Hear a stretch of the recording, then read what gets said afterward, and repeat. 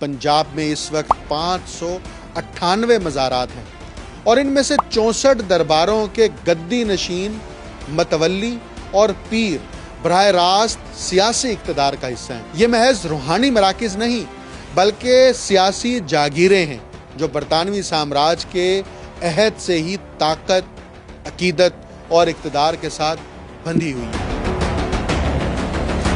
इन गद्दी नशीनों की वफादारी इस कदर अंधी थी कि इनके माथे सिर्फ खुदा के हजूर नहीं झुकते थे, गवर्नर के दफ्तर, डिप्टी कमिश्नर की कुर्सी और तहसीलदार के दरवाजे पर भी सजदा रेज होते थे। पीरी मुरीदी को मजहबी रिश्ते से निकालकर सियासी हथियार बनाया गया। डिप्टी कमिश्नर के दरबार में पीर की कुर्सी उसकी रूहानियत की नहीं, उसकी वफादारी की कीमत पर रखी जाती। मुरीदों की तादाद जितनी ज्यादा, कुर्सी उतनी ही बड़ी। अंग्रेज के हाथों से इन्हें जो शाबाश नामे मिले वो दरअसल अवाम की महकूमी के सर्टिफिकेट थे।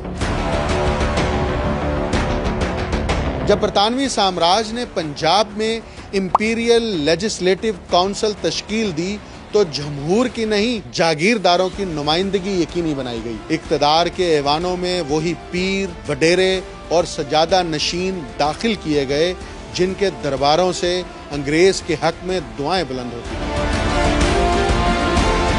1901 में पंजाब सेटलमेंट कमिश्नर जे विल्सन ने वाज़े अल्फाज में लिखा कि पीरों की जागीरों को सियासी वजूहात की बिना पर महफूज रखा जाए और जलियांवाला बाग के खून में हाथ रंगने वाला lieutenant governor sir Michael Dyer खुद इन सजादा नशीनों का सबसे बड़ा मुहाफिज था। अंग्रेज को मालूम था कि तोपों से बगावत दबाई जा सकती है मगर पीरों के मिंबर से ज़हनों को गुलाम बनाया जा सकता है।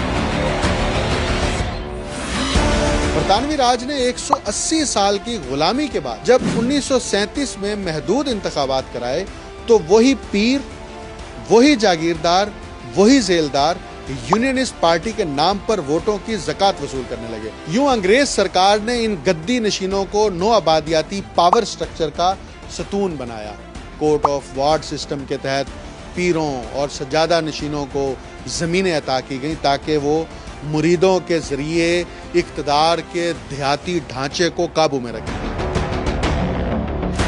क़याम पाकिस्तान के बाद इन गद्दी नशीनों ने नए वतन की सियासत पर पुरानी गुलामी की चादर ओढ़ ली। अयूब खान के बुनियादी जमहूरियतों के तजर्बे से लेकर ज़ियाउल हक के इस्लामाइजेशन के नारे तक और परवेज मुशर्रफ के रोशन ख्याल एतदाल तक ये पीर हर इक़्तिदार के रूहानी सरपरस्त रहे।